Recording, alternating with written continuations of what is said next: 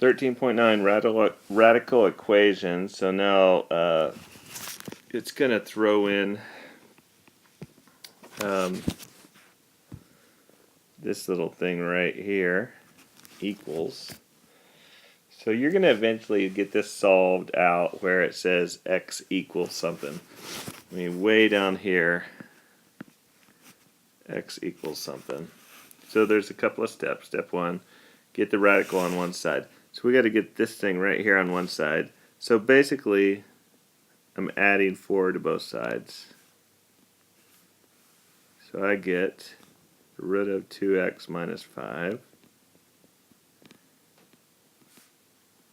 equals 7. Now we got to get rid of this radical sign.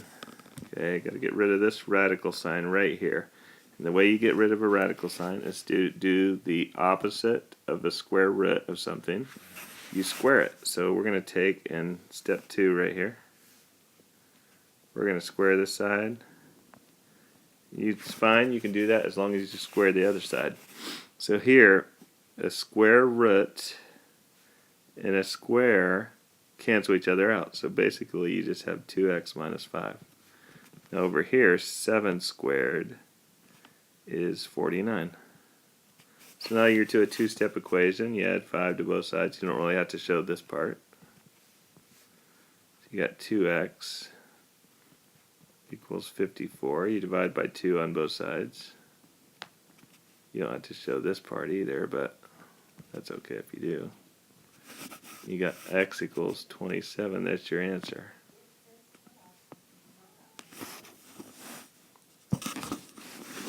Okay, so this one's a little different. It has 2 radicals. So we got to get a radical on each side. So I'm just going to subtract 3 roots of x minus 6 from this side. I'm going to subtract 3 roots of x minus 6 from this side. So I have a root on this side, x plus 2. And I have a root on this side, negative 3 roots of x minus 6. Okay, so once you get radicals on each side, we can square them. Okay, get rid of the roots. Now I want you to be careful of this one thing right here. What's a negative 3 squared? Well, a negative 3 times a negative 3 is 9. But inside here, when you take the root of x minus 6 times itself, you get the root of x minus 6 squared. So here's what you're going to get. You're going to get negative 3 times itself, that's 9. But then you're going to get just x minus 6. Okay, over here, you're just going to get x plus 2, the root of x plus 2 squared. It's going to cancel the square, this square, and this root sign are going to cancel, so you're just going to get x plus 2. So that's basically what you have right here. So now you got to do distributive property right here. So x plus 2 equals 9x minus 54. Okay, I'm going to get variables on one side, so I'm going to subtract x from both sides. And I'm going to get coefficients on one side, so I'm going to add 54 to both sides.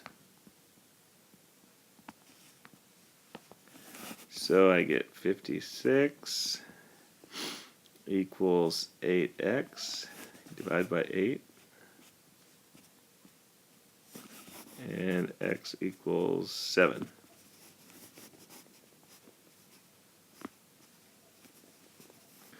Seven's your answer.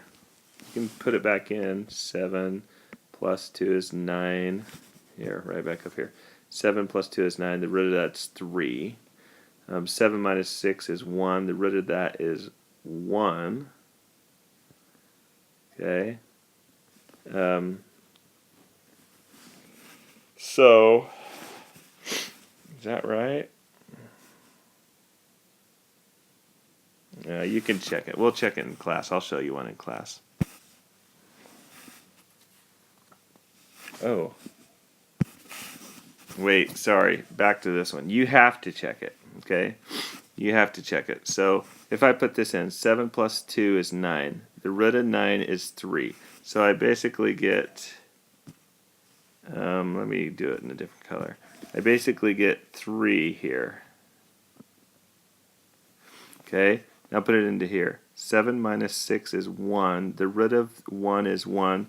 Times 3 is 3. 3 plus 3 equals 0. Does that work or not? This was kind of confusing me. It doesn't work. You gotta check these radical equations because you may get what's called an extraneous root, which is what we got here. So the actual answer is the empty set. Nothing will work there. Alright, so here you got another one. It already has the radical on one side by itself. So we're ready to square this thing. And we have to square both sides. So the root of y plus 1 right over here, the root of y plus 1 quantity squared will cancel out the root and the square, so you just get y plus 1. Now, over here, this is using FOIL. Or you can do this, y minus 5 times y minus 5. This is y squared minus 5y minus another 5y. Remember, we're multiplying this, these like this.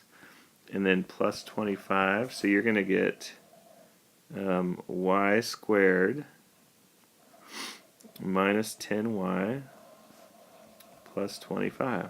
Okay. So remember how to solve this. You got to get it to a quadratic equation. You got to subtract a y from both sides. And you got to subtract a 1 from both sides. So you get 0 equals y squared minus 11y plus 24. So then you got to factor this thing into y and y. They're both negative. Signs are both negative. This says signs are the same. Oops, I better not do that.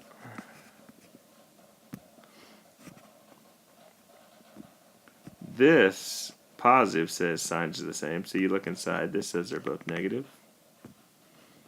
So we're going to factor this into 8 and 3. So you set each of those equal to 0. Y equals 8 and y equals 3. Okay, then you check. If you put in 8, it works in here for this. If you put in 3, you're going to find out it does not work. So 3 is what we call an extraneous root.